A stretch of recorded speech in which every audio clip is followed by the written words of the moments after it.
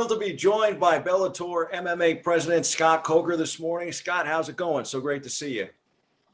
Doing great. It's a beautiful day here in Los Angeles. Great day here in New York City, and you have no idea the amount of brownie points that I'm going to be getting in the office because our executive director, Michael Max Navi, is a huge MMA fan and even bigger Bellator fan. He's so jealous of this interview that I'm having with you this morning.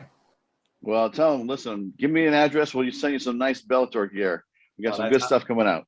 That's awesome. You know, among the long list of negatives, about working from home these days is that I miss shadow boxing Michael Max at the studio. I think he might be the greatest shadow boxer of all time. He usually beats me, so. That's funny. And obviously doing big things with the promotion. What's on tap for Bellator for the remainder of 2021? I feel like we're flying through the calendar this year. Yeah, I mean, we had some great fights. We just announced one, which was Douglas Lima fighting MVP2. And we're doing it at the SSA Arena at Wembley in London on October 1st. And, as you guys know, this year, we launched with Showtime, and we have this great relationship with Showtime. And when I think about Showtime's boxing offering 20 fights a year and Bellator MMA offering of 20 fights a year, man, that's the best deal in combat sports is the Showtime subscription. Because, you get 40 fights a year, for the subscription price. And, you get all the Bellator fights. We got the fight in Russia. We just announced with Fedor about 3 weeks ago. We'll announce next week who the opponent will be. But I think you'll see some familiar faces on the undercard that maybe you haven't seen in a while in Bellator. I think we have an amazing Russian roster of talent. And when I say Russia, I also mean the CIS territories surrounding Russia. And I think that if Usman is healthy, we definitely were going to invite him to go fight over there. And then, that we have, we're probably averaging about 2 fights a month. And that's what, and we'll have some more fights announced. But you're going to see Gegard Mousasi August 13th. You're going to see Cheikhando Karatanov on the 20th. And before the end of the year, you'll probably see Chris Cyborg fight again. And, we're just going to keep this ball rolling. That's tremendous. And for our fans at home, you have a really interesting story yourself. You grew up in Korea. You're a martial artist, a 7-degree black belt, and we share a love of Bruce Lee. I figured you would really appreciate this because I know that this is in your closet as well. What lessons has the sport and the legendary Bruce Lee taught you about life?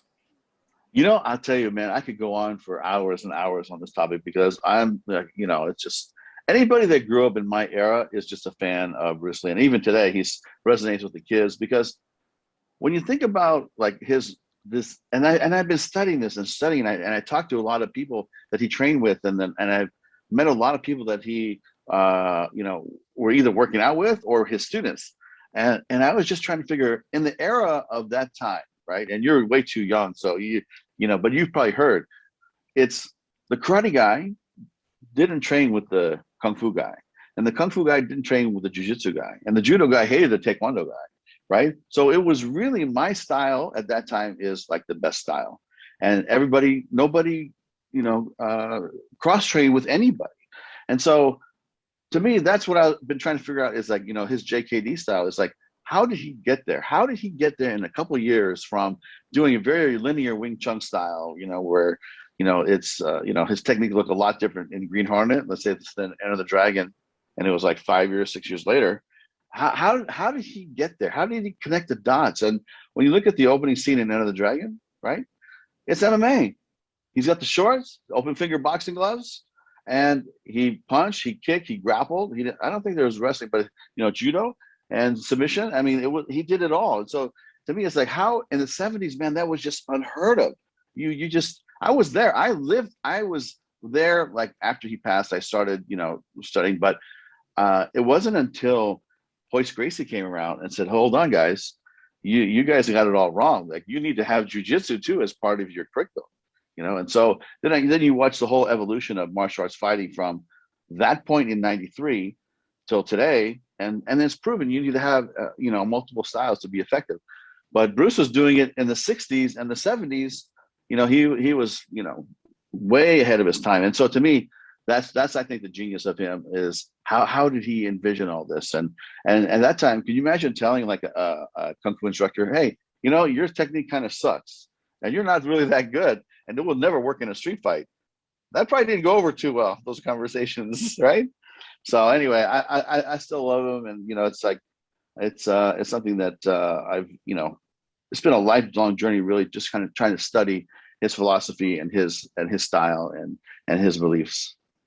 Same here. Love Bruce Lee, no doubt about it. So, you know, you have 30 years of promoting in this business. You built Strikeforce, which is an amazing success story, and your presence really has provided Bellator immediate results these years. How have you been able to attract the sport's top free agents, develop homegrown prospects, and even expand internationally? It's just something I feel like I'm destined to do, right? And you know, Strikeforce MMA came in 2000, was really born in 2005. We did a first fight in 2006. And there was probably from 1985 when I first started doing kickboxing shows. In fact, I talked to Joe Corley. I'm not sure if you know Joe Corley, but he was the first guy that had an ESPN contract on for kickboxing, and it was called the PKA. 8 kicks per round. You had to wear the long pants. In the 80s, everybody had a mullet. You know, it's like it was just part of the curriculum. And so I was talking to him about it, and I said, you know, Joe, I did my first fights with you in 1985 and 86. We had our first TV contract with ESPN in 1986, and then we did Strikeforce kickboxing from 93 till 2006. And so, you know, I think that the knowledge of being in the martial art fight business, the knowledge of understanding martial arts, understanding the fighters, and you know, I'm in that gym. You know, I talk to all the guys that not all the guys, but I would say a lot of the guys that I do business with, right, were guys that fought for me are now MMA trainers, like Javier Mendez, who owns AKA. People don't realize it, but he was one of my martial arts students back in the early 80s. And he came to me one day, said, I don't really want to go take my black belt test. I want to go be a fighter. And I said, well, you know, I was already promoting. So I started promoting his fights. Mike Winklejohn from Jackson Winklejohn, he fought for me too before as a kickboxer in the 80s. And so a lot of these great kickboxers became MMA trainers. And so Duke Rufus of the world, I mean, we're talking guys that have had relationships for like 30 years or 25 years. So, you know, we have great relationships in the industry. And I think people, you know, trust that when they come here, they're going to be taken well care of. And, you know, I think that one of the things I really learned working for Mr. Ishii in K1 was that the fighter is, you know, the warrior, right? The fighter is the warrior. He used to tell me this all the time. He says they are the ones stepping on the mat. They are the ones stepping into the ring. You have to be respectful of the fighters because they are the ones that have the Bushido spirit, right?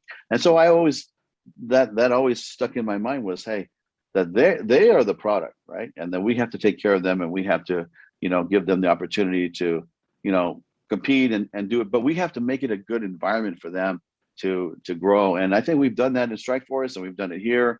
And I think that you know, relationships and taking care of the athletes goes a long way. And very rarely, listen, nobody's happy all the time. You know how that is, right? But I would say most of the time, our fighters are happy to be here, and we try to take really good care of them. No, I've seen what you've been able to do, Scott. I mean, our cameras were there for Bellator 180 in New York City at Madison Square Garden. I mean, it's hard to believe that was 2017, but that was some card that was wow. And what you guys have been able to accomplish, I think, is outstanding. Yeah, thank you. And it's been a lot of work, and you know, I definitely feel like these international fights that I feel like it's kind of getting back to normal a little bit. Of course, COVID's still here. You know, there's this, you know, it's creeping back in, so to speak. But 3 weeks ago, I was in my neighborhood, honestly, you know, like eating at a restaurant, hanging out, thinking about going to the movies now because, you know, people are vaccinated and it's not like it was, you know, 6 months ago. But, you know, now that it's creeping back, I think people just have to be careful. And, you know, and then hopefully in the next 3, 4, or 5 months, it'll go away. But man, I'm ready to go on the road. I'm ready to do fights all over the world again, like we were doing, and keep growing this brand and, you know, onward and upward. Oh, absolutely. Thanks so much for spending some time with us. Thank you. Appreciate it.